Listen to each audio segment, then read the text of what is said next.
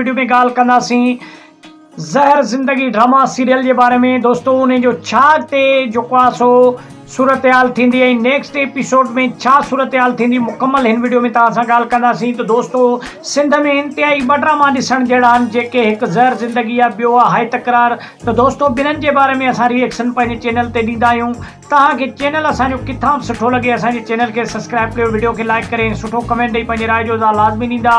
त हलूं था पाण मेन टॉपिक की तरफ। त ज़हर ज़िंदगीअ जे नेक्स्ट एपिसोड में छा दोस्तों कमाल खान ऐं हाकिम खान शहर जो रुख कंदा। दोस्तों शहर जो रुख कंदा, जॾहिं शहर में पुॼंदा त उते छा अॻे शहर पुॼण खां अॻे ई जेको आहे सो ॾिसंदा त उते कमाल खान जा माण्हू हथियारनि सां जेको आहे सो मौजूदु हूंदा। दोस्तों त अॻिते छा सूरत हाल थो। ॿिए तरफ़ कालू मानी ॾियण जे बहाने जेको आहे सो रबन मस्त खे ऐं ओठे खे कैद मां वञी आज़ादु कराईंदो। दोस्तों जॾहिं रबन जेको आहे सो ओठे खे आज़ादु कराईंदो त ओठो ऐं रबन वञी ओठो जॾहिं जेको आहे सो आज़ादु थींदा त दोस्तों ॿिए तरफ़ वञी मीरा ऊंट खे जेको आहे सो ॿिए पासे वञी आज़ादु कराइण खां पोइ हिकु महफ़ूज़ जॻह ते वञी पनाह वठी वञी ओठो जॾहिं हिननि औरतनि खे जेको आहे महफ़ूज़ पनाहगाहनि में रखी उन खां पोइ जेको आहे सो हाकिम खान खे मौत जी निंड सुम्हारींदा त कालूअ जे पुट छोटूअ खे जेको आहे सो मौत जो निंड सुम्हारे छॾियो, उन खे मारे छॾियो बेदर्दी सां इंतिहाई। तरफ़ कमाल खान पंहिंजी घरवारी खे चवंदो त हिन छोटूअ में एॾी जुरत किथां आई, हिन छोटूअ में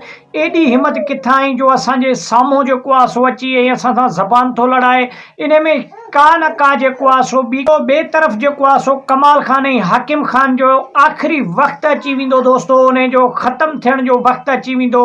तो ॿिए तरफ़ कमाल खान इलेक्शन में बीहंदो जेको भारी अक्सरियत सां दोस्तों सीट खटे वेंदो, पंहिंजो इलेक्शन खटे वेंदो।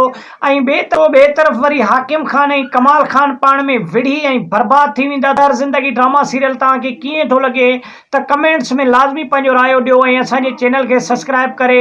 तव्हांजो त हिकु रुपयो बि ज़ाया न थींदो, लेकिन असांजी वॾी हौसला अफ़ज़ाई थींदी आहे। दोस्तों त वधीक अगरि वीडियो तव्हांखे किथां बि सुठो लॻे लाइक ऐं शेयर करे सुठो कमेंट ॾेई पंहिंजे राय जो इज़हार